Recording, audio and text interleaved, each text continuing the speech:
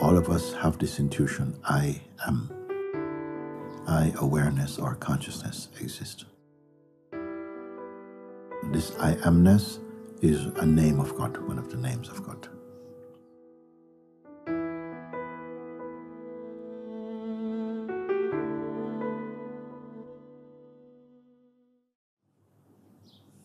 There's a basic, an intuitive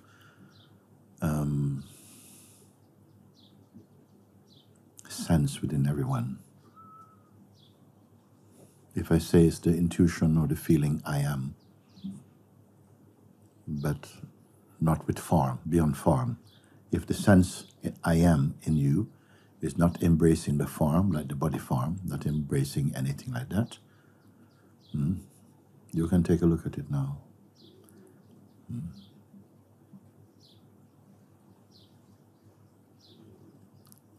And if I say, sit in conscious awareness of this wordless, now I say I amness, but not the concept or the words I am, and not any form, just that by which you know you are. And just to sit with it as much as you can. So it may feel very, very difficult thing to do because there's no visuals. I'm not giving you any visuals.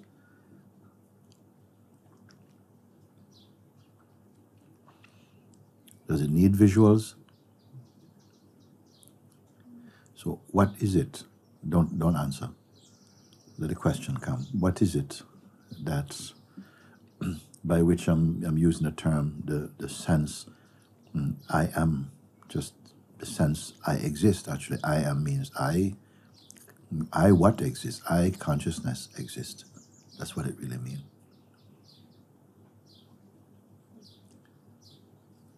But it's not a conversation. It's not a conversation with something else. It's like a message within you, an announcement, this I amness. It's always there. Some may regard it as a kind of pulse. This I am, this I am means to be, but that which exists. I exist. I what exists. I, awareness or consciousness, exist. This is why I put it to be the most basic principle, universal. No one told you you exist, not even your parents had to tell you you exist. And no one gave you the name I. Everyone knows I. It's so universal, it's not even known as a name. Only it says in some scriptures, this I amness is a name of God, one of the names of God. And all of us have this intuition, I am. What does it point to? Is it the person? Because the person is perceived in it, in the space or the vibration of I am, the sense of person, which is the most intimate knowing, is the sense of being a somebody.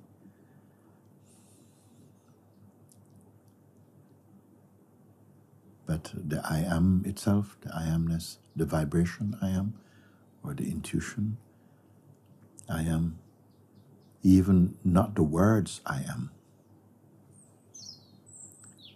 The words are only an indication, maybe a pointing finger. I am is what? Can this be observed?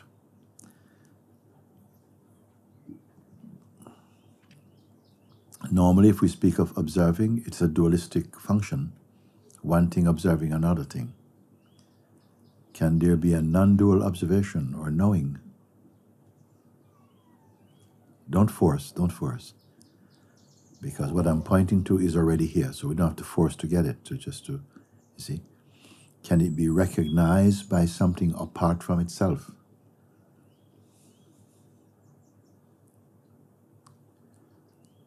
If you engage like this, even attempt to, even if it feels like there's a failure when this question is put internally, and the mind presents some response to it, and these responses are rejected because the responses are also of the mind, so they come and go in the presence of this I amness itself.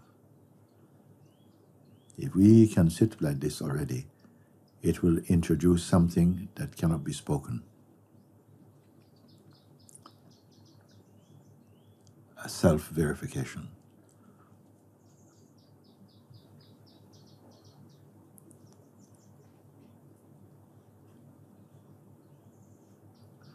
No visualization necessary, no imagination necessary. Why? Because this is one's fundamental base.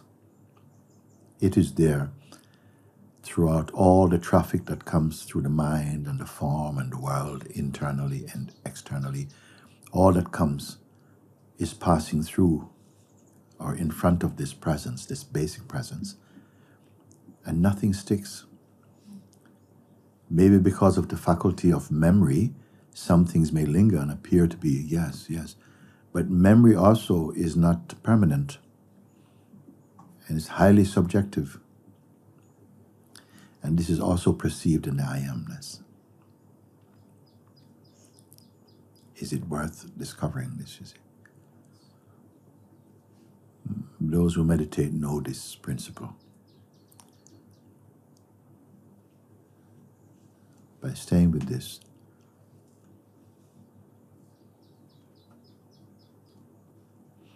and I don't want to say what you'll find. I would love to hear from you.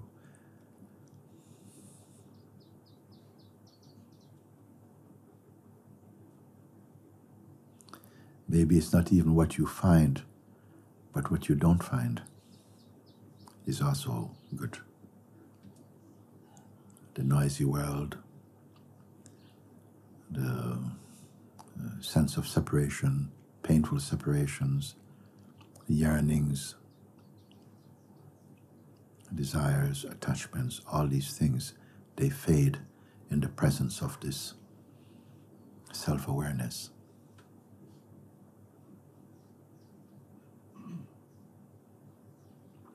Is this self-awareness a happening?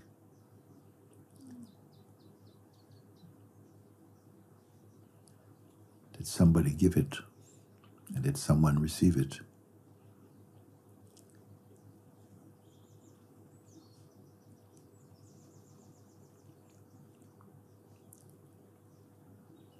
Can it be categorized?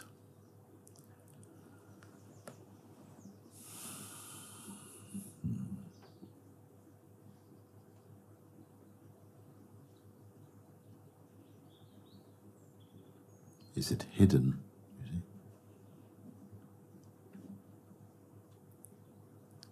Or hiding? Is it the possession of anyone or anything?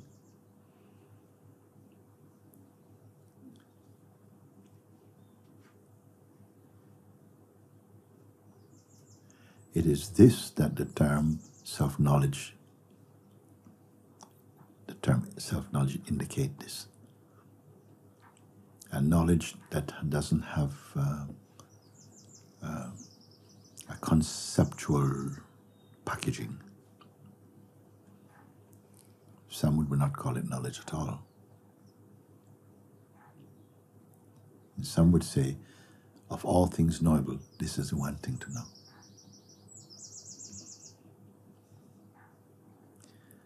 But the funny thing is, here, the knower and the known are one. You can find yourself, you can find out. But there's a force acting upon it to avoid this encounter.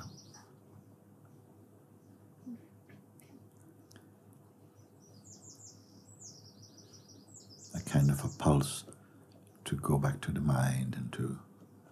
The mind will hear, in this opportunity of looking, mind will offer innumerable entertainment.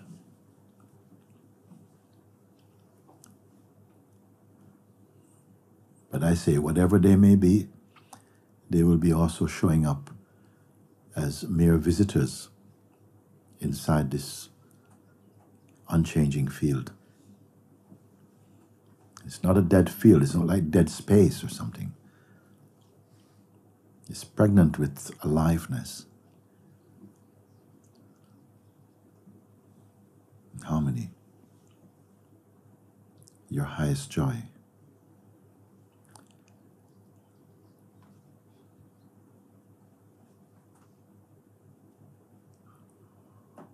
Not a joy that is reflected from something else.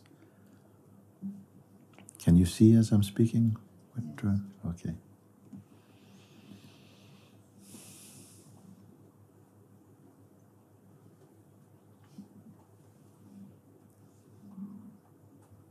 Did it come from somewhere? Is it protected by something?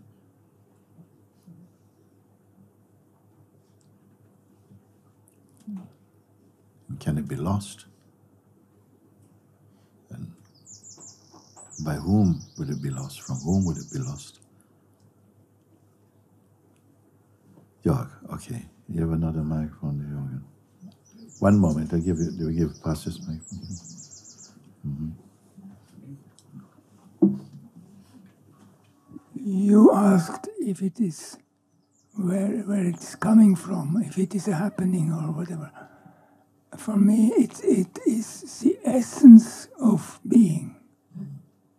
These vibrations are constitutive for being. It's just the core of being.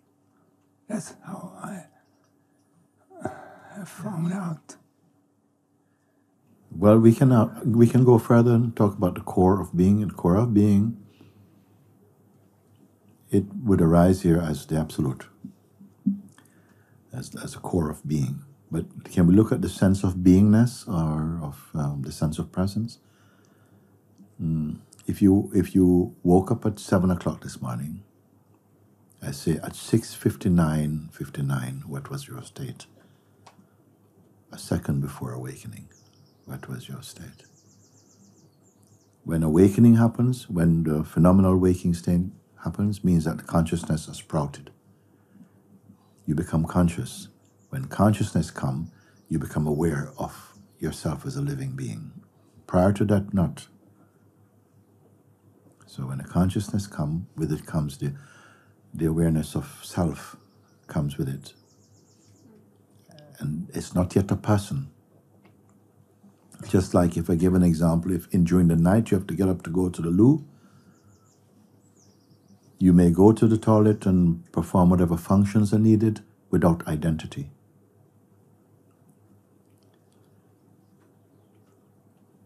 But in the morning we get up and then certain things trigger a remembering of self. And you become like, again, a living entity with purpose and intention and time and otherness. But first, the first arising must be the intuition, I am, the knowingness that I exist, which was not needed for deep sleep. So when this I am knowingness comes, my point is that it comes. If it comes, it must come into something that was already there and must be more subtle than even I am.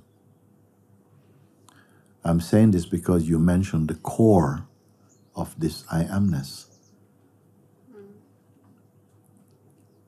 which you could say prior to even the arising of the I amness. Through the I amness, the world can be perceived, the function of the senses can play, memory, time, self, other, all of that can come in with the knowingness I am. And, you know, if I can say, this I amness through which we know the world and time and relationships, have sorrows and joys are experienced. If you're running through a door that's you didn't calculate the height of it and you bump your head, it can remove this I amness. Or some chemical in the body can take away this I amness. So even this, how can it be the absolute? What can remove absoluteness? I wasn't ready to talk about this. I say, first let's get onto the safe shore of I amness. Escape from the samsara of I am this personness. Because when we feel that the river or ocean of samsara, of names and forms and personhood state, is all there is, then you make the best use of it. You'll find the good and bad, the up and downs in it. But when you are discovering the beingness, which is a higher vibration than the I am the person, then in coming into the awareness of being, then you begin to see how heavy the state of person was. Can you see that? Yeah. Now comes, while we are experiencing the state of beingness, now we're wishing to fully pull into the beingness because we see the cost of the becomingness of the personal fluctuating state of personhood for some. For others not. For some the fight is not. Something is fighting to hold on to the state of personness. And something on the other side can't wait to be free of the grip of personhood. Because even in the process of awakening into being, the mind doesn't completely go away. You come. And come with stronger enticements also for a bit. Anybody can verify that like this?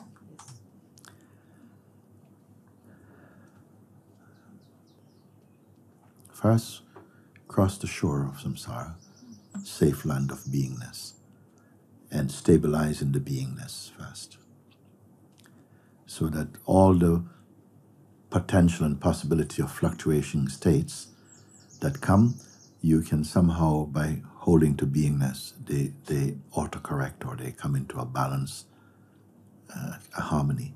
Just on the power of you not joining those forces by going into personhood.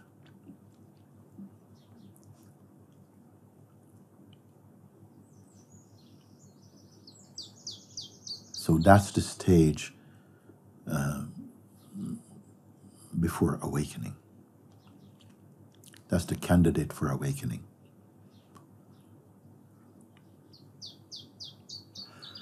In the state of personhood, there are different stages of awakening also.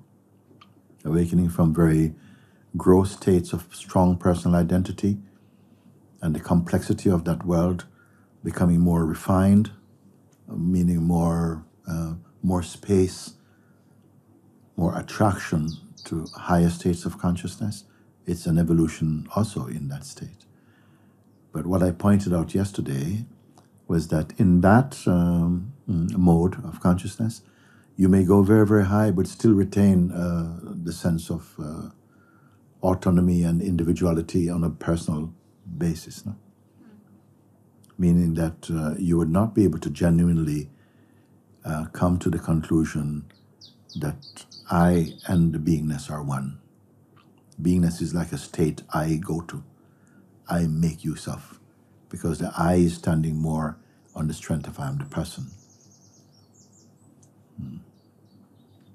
Let's keep it simple, So it's, we're not creating here, you know? You're only cleaning the mirror.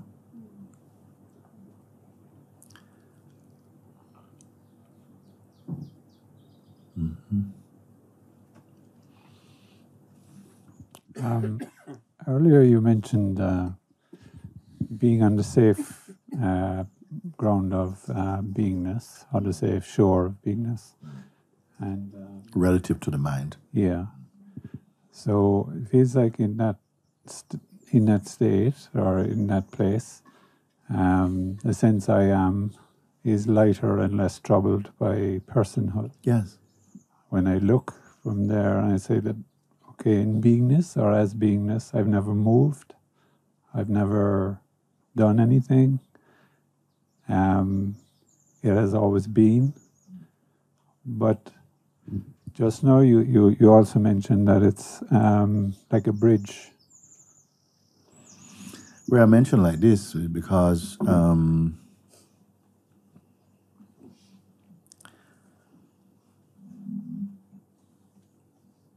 if you have a biography, an autobiography of yourself, it's not of a 24-hour-a-day life. It's maybe the duration of your waking state, maybe say 16 hours. Let's call it a number. I've not measured it different from different people. Say 16 hours is that's your life. That's where your biography is going to be written about the 16 out of 24 hours of your life, of your day. And that's when your spirituality is being practiced within that gap. It can even follow through in the dream also. But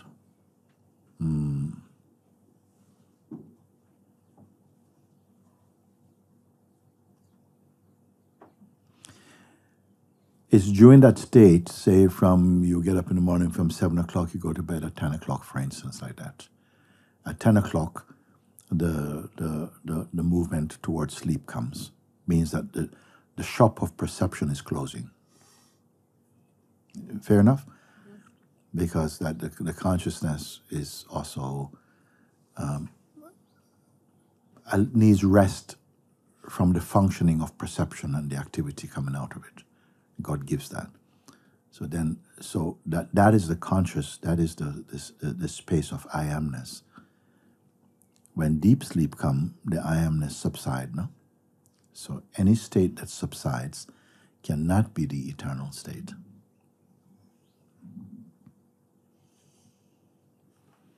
It is the highest state. It's the highest state.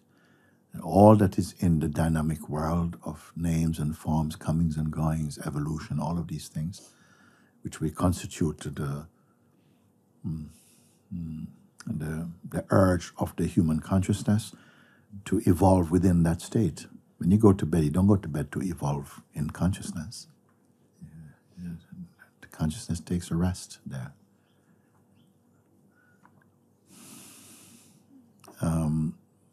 We can't describe that. All I can say is we may be taught to observe your mind with detachment, and it brings a certain elevation inside being.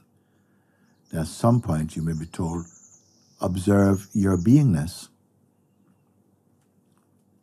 Is it possible to be just aware? We started today like that. Can you sit with the value of the message of the I amness vibration in you without giving it a shape, and become something very subtle?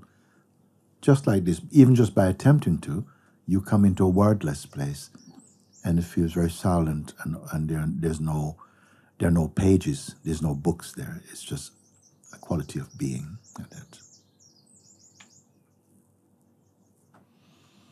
Just by observing a non-dual observation of beingness.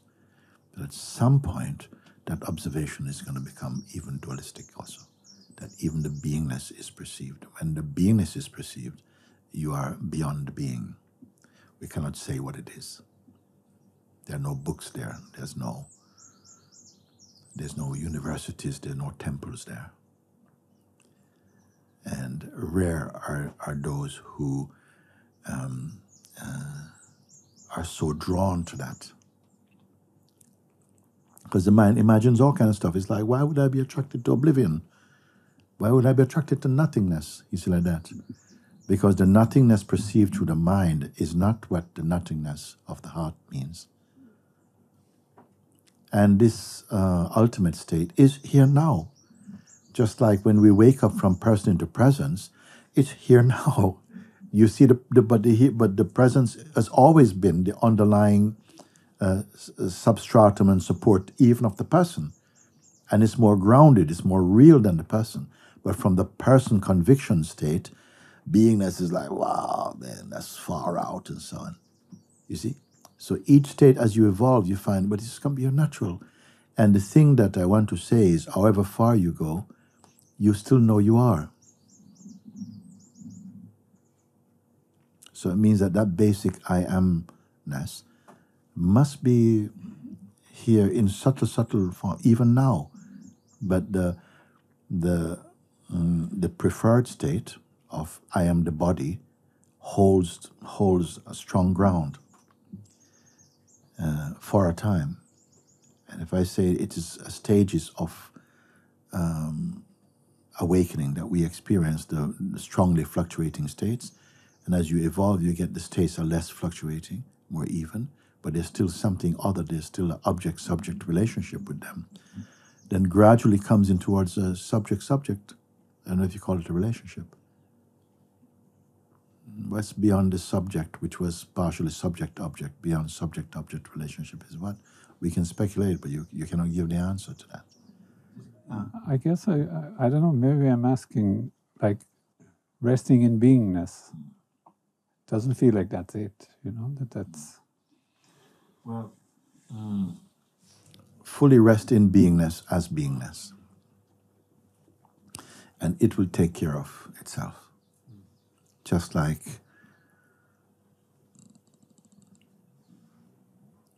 when it's time to eat, we don't need the mind to go, oh, it's time to eat. And if you used to eat at 1 o'clock and your attention is otherwise engaged, you may find you don't eat until 3 o'clock. And it doesn't matter somehow. The rigidness sometimes in which the person has to conform to its own projection, they may also become, different. But not necessarily. Some people become much more organized in their functioning. So I don't want to put down some blueprint that it looks like this. It can be whatever.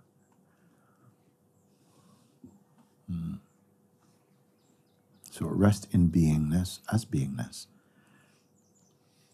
Don't hold the words too much.